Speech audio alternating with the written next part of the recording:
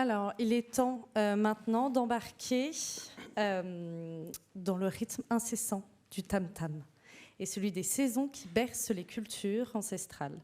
Donc, il est temps de venir découvrir des tribus semi-nomades et Firouz, un enfant à l'esprit libre et en quête de liberté. Donc, j'invite Benoît Béril à nous rejoindre sur scène, l'éditeur de La Contre-Allée, malheureusement Guillaume Aubin, l'auteur de L'Arbre en colère n'a pas pu se joindre à nous puisqu'il est au Chili. Chili, oui. Et j'invite David Medioni pour cet entretien.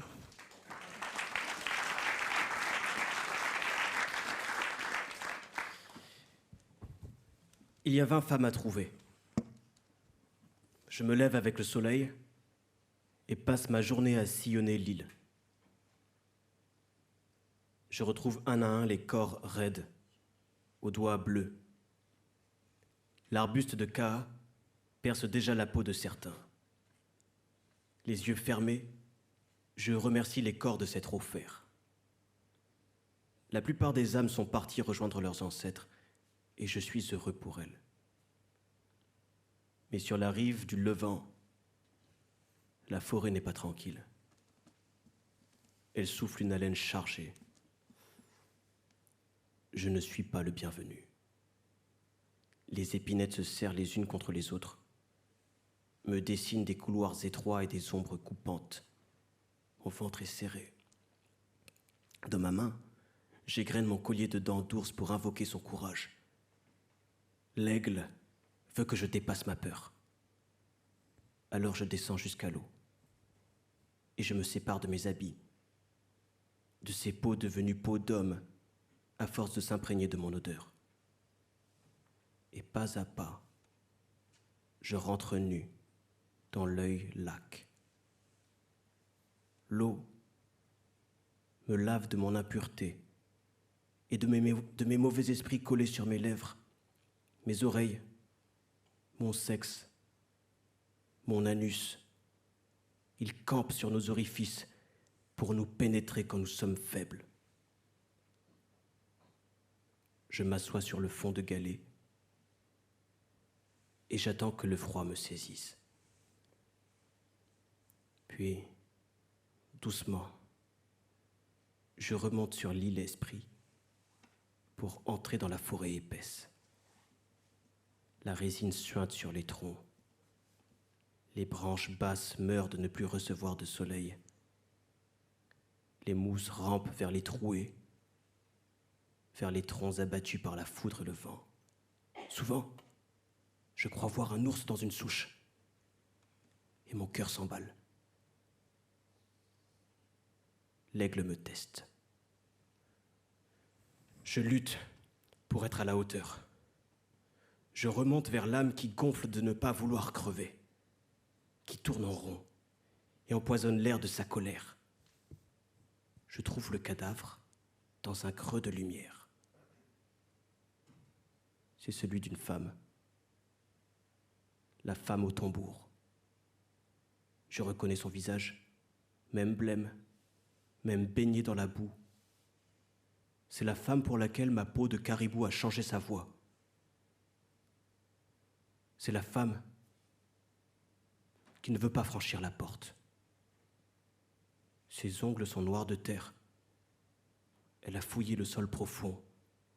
Son corps est encore modelé par l'angoisse quand les autres ont retrouvé le calme dans la mort. Alors, je vois ce que j'aurais dû voir quand le présage s'est manifesté. Je vois ses formes rondes, ses seins qui tirent ses vêtements, ses hanches. Cette femme était une femme pleine. Tout en mourant, elle continuait à grossir. Une âme qui erre est un animal acculé, qui n'attend rien de ce monde ni du suivant, qui se nourrit de peur et de haine. Elle n'aime pas que je sois là. Elle me tourne autour, me glisse sur la peau. Je ferme les yeux pour lui parler, mais il n'y a pas de pardon pour les yeux rouges. Pas plus que nous pardonnons aux longues tresses d'être longues tresses. Je m'approche et je pose ma main sur son front. raidi par le froid, crevassé par les pluies et le vent. Puis je veux mettre ma main sur son nombril, mais j'ai un mouvement de recul au moment de poser mes doigts. Un mouvement de fascination et d'effroi. Le ventre n'est pas mort. Il est encore chaud. Le bébé est vivant. Il lutte contre la faim, il est faible, mais il est vivant. Il lutte contre la faim. Il est faible, mais il est vivant. Il retient sa respiration en attendant un miracle, refuse d'être empoisonné par le sang de sa mère. Avec ses pieds, il pèse sur les parois comme en défend une palissade. La plante fait son nid et il ne partage pas le sien. L'île a entendu son désir de vie et a murmuré à l'aigle de venir me chercher. Parce qu'il n'y a plus de longue tresse pour sauver cet enfant, seulement des yeux rouges dans cette partie de forêt. Mon cœur tremble. Je fais demi-tour, les dents d'ours sautent sur mon torse quand j'enjambe les troncs et les mares de boue. Je récupère mon couteau dans mon tas de vêtements et je retourne à la femme, sans prendre le temps de me rhabiller. L'âme s'affole quand elle voit ma lame. Elle protège son bébé comme une louve. La paume, bien à plat, je l'écarte de mon chemin et me mets à genoux. Je pense au saumon dont on tire le caviar. Il faut aller vite pour ne pas faire souffrir. J'inspire et j'incise le ventre d'un geste vif.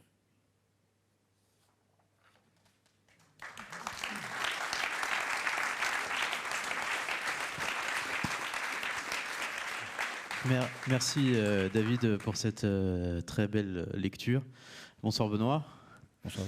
Alors quand on prépare le jury, on se fait des notes de lecture, en tout cas c'est comme ça que moi je fais, et j'ai notamment noté dans la note de lecture que j'avais préparée pour le jury que L'Arbre de colère était un roman fluide, audacieux et plein de trouvailles. Dans ce livre, on est donc dans une tribu amérindienne du Canada, et parmi cette tribu, il y a Firouz. Firouz, qui est une fille qui a grandi avec les garçons et qui trouve que les trucs de filles, c'est quand même pas terrible. Est-ce que vous pouvez nous parler un peu de Firouz? Qui elle est? Je pense que Firouz incarne finalement tout ce qui intrigue Guillaume dans son travail. La question du genre, elle est omniprésente dans sa réflexion, et donc Firouz vient incarner toutes ces questions et toutes les questions qu'on peut soulever à travers cet enjeu-là, la question du genre. Justement, à travers moi je trouve qu'il y a un côté conte initiatique. Ce que tente de raconter Guillaume, justement, c'est cette question du genre, cet homme qui assume le rôle d'une femme et inversement cette femme qui assume le rôle d'un homme. C'était son intention de départ qui l'a fait aller vers ce conte initiatique et vers cette idée-là de travailler sur le genre? C'était vraiment ça son idée au départ? En tout cas, c'est au centre de ses préoccupations. Et là, on est... alors, pour le dire rapidement, Guillaume a mené un travail de recherche et a bénéficié d'une bourse pour se déplacer au Canada et voulait absolument travailler sur les Premières Nations, où on peut aborder la question du two-spirit, c'est-à-dire finalement un autre genre, quelque chose qui peut se distinguer de l'assignation des tâches. Et voilà, donc ce paysage-là, en tout cas, correspondait bien au projet qu'il voulait développer, qui est un pur projet de fiction, mais en tout cas, voilà, ça crée un environnement pour lui assez dynamique pour créer sa recherche, sa fiction.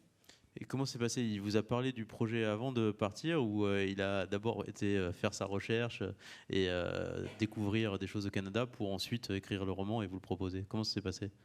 Écoutez, assez simplement, en fait, ça a donné lieu d'ailleurs à l'édition d'une petite plaquette pour accompagner la diffusion du texte au départ, parce que non, on a reçu ce texte comme beaucoup de maisons ont pu le recevoir peut-être. En tout cas, Guillaume a choisi sa maison en ayant lu et parcouru le catalogue de certaines, en tout cas. Il arrive à nous à travers un autre texte.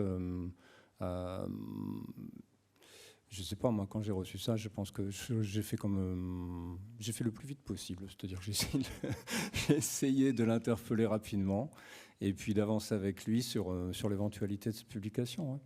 Et alors, on a entendu un peu dans l'extrait, mais il y a encore d'autres scènes qui sont plus crues, qui sont plus violentes aussi. Il y a une certaine crudité du langage, notamment dans les scènes de sexe, mais aussi une crudité presque dans la violence des scènes qui sont décrites. Quand on est éditeur et qu'on lit ça, qu'est-ce qu'on fait? Est-ce on se dit, bon, bah, on y va, on joue le jeu à 100%, ou est-ce qu'on essaye quand même par moment d'arrondir un peu le langage? Comment on travaille avec l'auteur justement sur ce texte-là? Ah oui, alors, en tout cas, chez nous, certainement pas chercher à arrondir les angles, c'est pas tant ça, c'était plutôt réfléchir avec lui sur tout ce qui pourrait sembler anachronique. Donc des éléments de langage qu'on peut questionner, on est au 15e, 16e siècle. Donc certaines expressions pourraient paraître un peu lointaines. Alors j'ai pas d'expression crue là, parce que vous me prenez par surprise, mais je pense à des termes utilisés dans le texte en dehors de ça, stress, traumatisme. Ça, ce sont des mots qui apparaissent au 19e, on est au 15e, 16e, a priori, c'est pas leur place, donc on a cherché d'autres termes. Mais à chaque fois en respectant le registre souhaité par l'auteur. Donc non, c'est pas une histoire de gommer ou d'arrondir les angles, c'est plutôt de cohérence de récit, de situation. On a beaucoup travaillé les situations avec lui. Il y a beaucoup de scènes violentes au début du texte, c'est quelque chose qui démarre assez difficilement des fois. Hein. Eh bien, on a plutôt travaillé à la visualisation de ces scènes, la spatialisation, des choses comme ça, histoire d'immerger rapidement. On y va ou pas, mais enfin en tout cas essayer de jouer ce jeu-là. Bon, en tout cas, merci beaucoup d'avoir édité ce livre. Vous êtes un habitué du prix hors concours, hein, parce que vous étiez en finale, vous avez déjà gagné, ainsi de suite, avec des textes précédemment. Quand vous travaillez au quotidien, est-ce que vous dites quel est le message que vous voulez faire passer à travers les livres que vous éditez à la Contralée? Le message à travers les livres. Est-ce qu'il y a un message, une cohérence dans la Contralée? Écoutez, en tout cas, il y a un souhait chez nous qui sera de faire en sorte qu'il y ait un dialogue qui s'instaure entre chaque ouvrage au sein du catalogue, et un catalogue qui soit suffisamment plastique pour être accueillant aussi finalement, puisque c'est peut-être l'enjeu de tous les textes comme celui-là finalement. Le droit d'être ce qu'on veut être, le droit d'exister comme on a envie d'exister, le droit d'avancer comme on a envie d'avancer, d'avoir le langage qui est le sien. C'est le propre de Filles Rousses. C'est le propre du catalogue, c'est le sens d'une maison d'édition, et comme la Contralée en tout cas. Voilà. Trouver son espace aussi dans le paysage éditorial. Et c'est certainement le sens aussi du prix hors concours. Merci beaucoup Benoît, merci à Guillaume aussi pour ce livre, L'Arbre de colère, édition de la Contralée. Merci. Merci.